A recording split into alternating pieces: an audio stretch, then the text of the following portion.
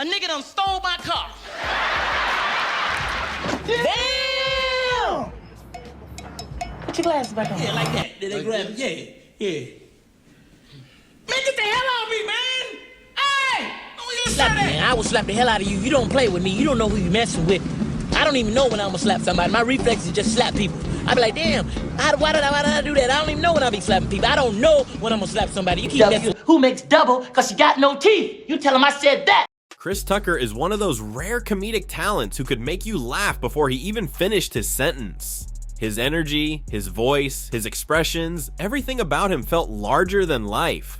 From stand-up stages to blockbuster films, he went from being a young comedian in Atlanta to one of the highest paid actors in Hollywood. But despite his success, one question has followed him for decades. Why didn't he return for next Friday? For years, fans speculated. Did he have issues with Ice Cube? Was it a money thing? Did he outgrow the franchise? Finally, at 53, Chris Tucker has confirmed the real reason, and it's deeper than anyone expected. To truly understand why Tucker walked away from Friday, we have to go back to where it all started. Chris Tucker wasn't supposed to make it in Hollywood. He wasn't connected, he didn't come from money, and he wasn't given a shortcut. But what he did have was raw talent. Growing up in Decatur, Georgia, Tucker developed his comedic chops watching Eddie Murphy and Richard Pryor. These weren't just comedians to him, they were blueprints for success. He saw how Murphy went from stand-up to SNL to blockbuster movies, and he knew that was his path too. Tucker started performing in Atlanta's Comedy Act Theater, working small gigs and honing his style. He was young,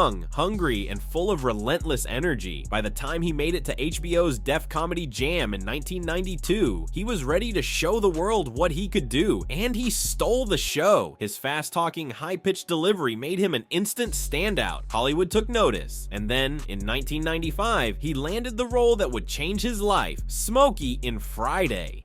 When Friday hit theaters in 1995, nobody expected it to become the cult classic it is today. Written by Ice Cube and DJ Pooh, it was a low-budget comedy that perfectly captured black culture, hood life, and the everyday struggles of working-class people. Tucker's character, Smokey, was the heart of the movie. He was wild, hilarious, and unpredictable. Smokey wasn't just funny, he was iconic. The way Tucker played him felt effortless, like he wasn't acting, but just being himself. So when Next Friday was announced, everyone assumed Tucker would return, but then he didn't. Fans were confused, Ice Cube was frustrated, and for years nobody really knew why. At first, the rumors were that Tucker wanted more money. Friday had a tiny budget, around $3.5 million, and Tucker reportedly only got paid $10,000 for the role. Given how much Friday made at the box office and in-home sales, people assumed Tucker wanted a bigger paycheck for the sequel. But recently, Tucker set the record straight. It wasn't about money, it was about values. By the time Next Friday was in the works, Tucker had started going through a personal transformation. He became more religious, started reading his Bible more, and decided he didn't want to play certain types of roles anymore. He felt that Smokey was too much of a weed-smoking, cussing, wild character, and it didn't align with where he was headed in his life. "I didn't want to keep doing that character," Tucker admitted. "I wanted to do bigger, more positive roles." Ice Cube later confirmed that Tucker's faith played a role in his decision to walk away. Tucker didn't want to glorify drug use, and he felt that he had to move on from that image. And move on he did. After Friday, Tucker's career took off fast. He wasn't just a cult favorite anymore. He was getting major movie deals. His next big role came in Money Talks, 1997, with Charlie Sheen. And then, in 1998, he hit the jackpot with Rush Hour. His role as Detective Carter alongside Jackie Chan made him a global superstar. Rush Hour wasn't just a hit, it was a franchise starter. By the time Rush Hour 2 came around in 2001, Tucker had secured a $20 million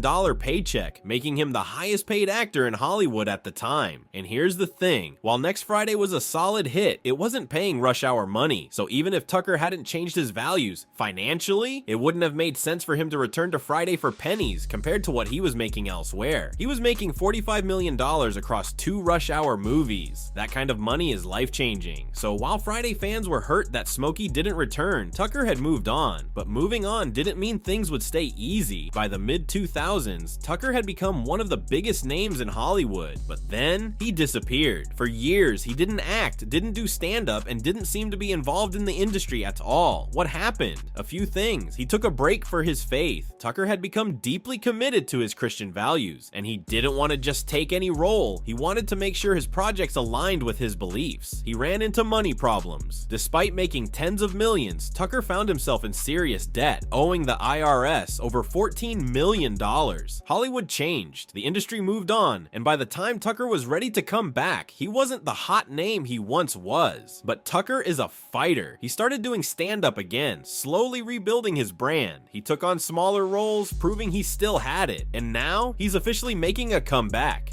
Tucker has finally confirmed he will return for Rush Hour 4, reuniting with Jackie Chan for another adventure. But what about Friday? For years, fans and Ice Cube have begged him to come back for a final movie in the series. Tucker has hinted that he's open to it, but only if it's done the right way. He wants something meaningful, something that fits where he is in life now. If he does return, it won't be the old Smokey. It'll be a new version, shaped by years of growth and change. And honestly, that would be incredible to see. Chris Tucker's story isn't just about walking away from Friday. It's about a black man choosing his values over a paycheck, navigating the highs and lows of Hollywood, and finding his way back to what he loves. And after all these years, we're still watching.